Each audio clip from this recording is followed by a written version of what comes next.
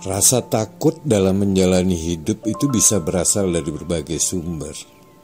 Salah satunya adalah dari kesalahan berpikir. Ketakutan hidup yang lahir dari kesalahan berpikir biasanya akibat dari berpikir yang berlebihan dan tidak rasional dalam merespon situasi atau peristiwa tertentu. Ketakutan itu kuncinya ada pada pikiran. Akarnya rasa takut itu ada dalam pikiran kita.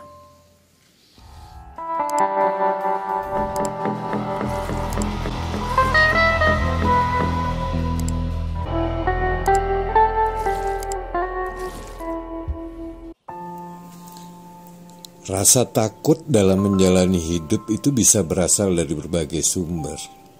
Salah satunya adalah dari kesalahan berpikir. Ketakutan hidup yang lahir dari kesalahan berpikir biasanya akibat dari berpikir yang berlebihan dan tidak rasional dalam merespon situasi atau peristiwa tertentu. Berpikir yang berlebihan dan tidak rasional ini dapat mempengaruhi persepsi dan interpretasi seseorang terhadap situasi tertentu, dan tentunya dapat menciptakan ketegangan emosional.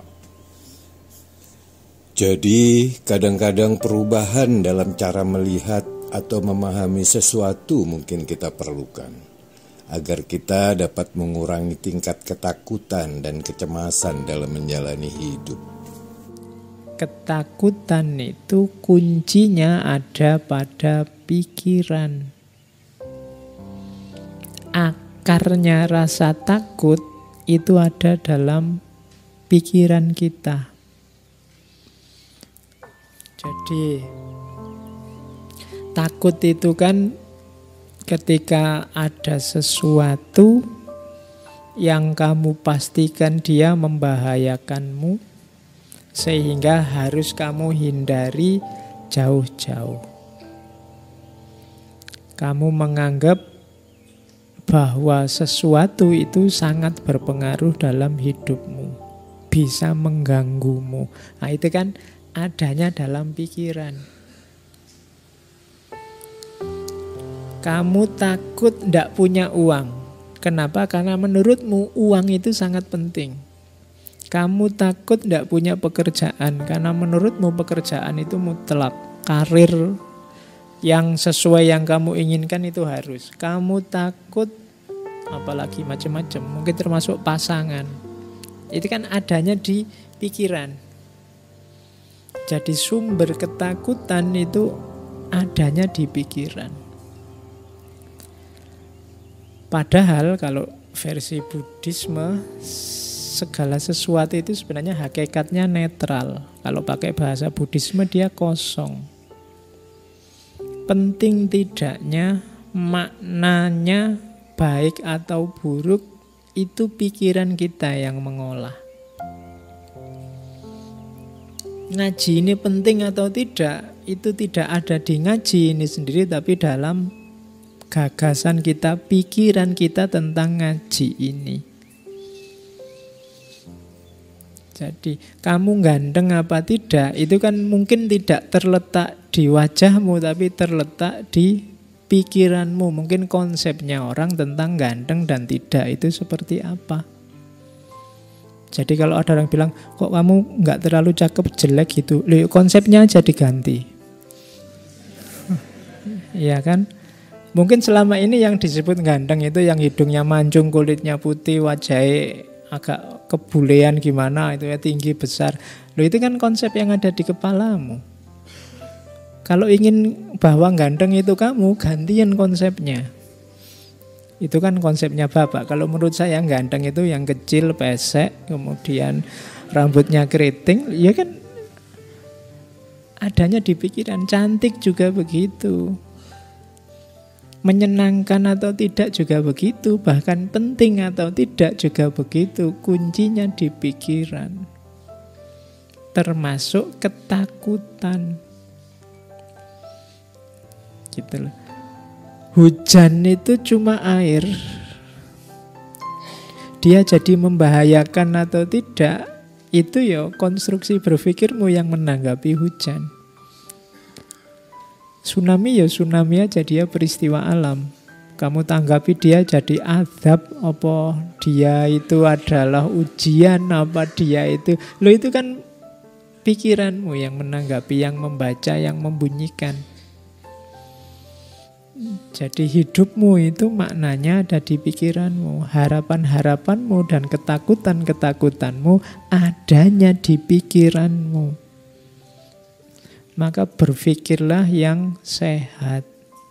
Kuncinya hidupmu itu ada di pikiran. Hidup bahagia itu, Pak, uang banyak, istri cantik, rumah besar. Lah, itu kan versi yang ada di kepalamu sekarang. Ada loh justru orang yang merumuskan hidup bahagia itu tidak punya apa-apa, tidak terikat apa-apa, tidak tergantung apapun, hidup bebas. Loh, ada yang begitu. Dari mana itu muncul? Di pikirannya. Jadi termasuk rasa takut itu kuncinya ada di berpikir. Kalau kamu berpikirnya salah, ya lahirlah ketakutan-ketakutan yang tidak rasional tadi. Jadi maka aturlah cara berpikirmu. Tanggapi segalanya secara sehat. Awas keliru. Gitu loh.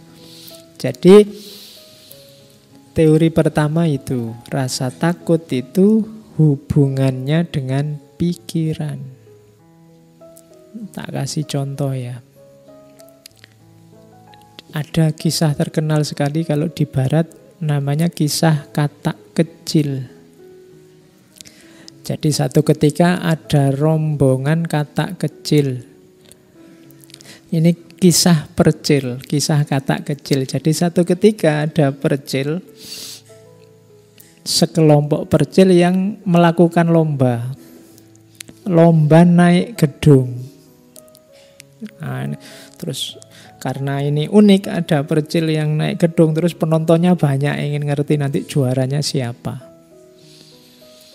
Nah, waktu hari H yang nonton banyak, supporternya banyak, teriak-teriak.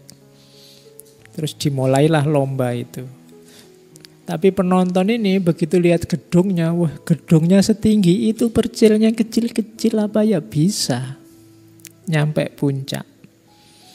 Maka penontonnya ya komentarnya macam-macam, komentatornya banyak, wah ndak mungkin itu bisa, ndak kuat gak, wong percilnya kecil-kecil gitu, apa ya bisa. Pokoknya teriakan-teriakan itu banyak. Ndak mungkin sampai puncak, ndak akan ada yang bisa mencapai puncak. Sekuat apapun kata-kata itu ndak akan bisa mereka sampai ke puncak. Sulit lah, mustahil lah, ndak mungkin lah, teriak-teriak gitu. Percilnya yang naik ya bener. Akhirnya ada yang jatuh satu demi satu, ndak kuat. Satu demi satu, ndak kuat. Hanya ada satu percil yang orang teriak apa saja nggak peduli, dia naik terus, pelan-pelan naik. Dan dialah yang juara akhirnya, percil ini. Setelah si percil ini juara, wartawan datang ngerubung. Ya, ngerubung percil ini, maunya diwawancara, gimana kok bisa menang, kiatnya apa, anunya apa. Tapi diwawancara percilnya diam aja, cuma tolah-toleh aja. Akhirnya diketahui ternyata percilnya ini tuli. Jadi dia ndak dengar, jadi waktu orang teriak-teriak ndak mungkin, ndak bisa, sekuat apapun ndak akan mampu dan seterusnya, dia ndak dengar, pokoknya dia jalan aja. Akhirnya nyampe puncak. Bandingkan dengan tadi percil yang pikirannya terganggu oleh banyak suara dari luar. Nah, ambil pelajaran sendiri dari cerita ini, bagaimana pikiranmu menentukan langkahmu. Pikiran-pikiran yang terganggu oleh macam-macam tadi ya masuk, merasuk. Kalau isinya rusak-rusak dan jelek-jelek, ya efeknya dalam dirimu juga jelek. Maka pinter-pinterlah apa yang harus kamu masukkan, apa yang jangan masuk dalam dirimu, karena menentukan isi pikiranmu. Ketika orang banyak ngomong mustahil, ndak mungkin, wah sekuat apapun kamu ndak akan nyampe. Itu kan pelan-pelan muncul keraguan. Kayak tadi cirinya orang takut. Apa ya aku bisa, kok orang-orang bilangnya begitu, apa ya aku mampu. Akhirnya yang juara yang ndak denger apa-apa. Nah, hari ini kan kamu denger macam-macam, baca macam-macam banyak, pikiranmu mesti kacau. Kamu tidak tahu mana yang baik, mana yang buruk, mana yang asli, mana yang palsu hari ini. Kenapa? Terlalu banyak yang masuk. Latihanlah jadi tuli. Sedikit-sedikit. Oke, jadi ini untuk ilustrasi bagaimana kuncinya sebenarnya ada dalam pikiran. Harapan-harapanmu, ketakutan-ketakutanmu. Oke, saya akhiri, kurang lebihnya mohon maaf. Wallahul muwafiq, wallahu a'lamu bissawab. Wassalamualaikum warahmatullahi wabarakatuh.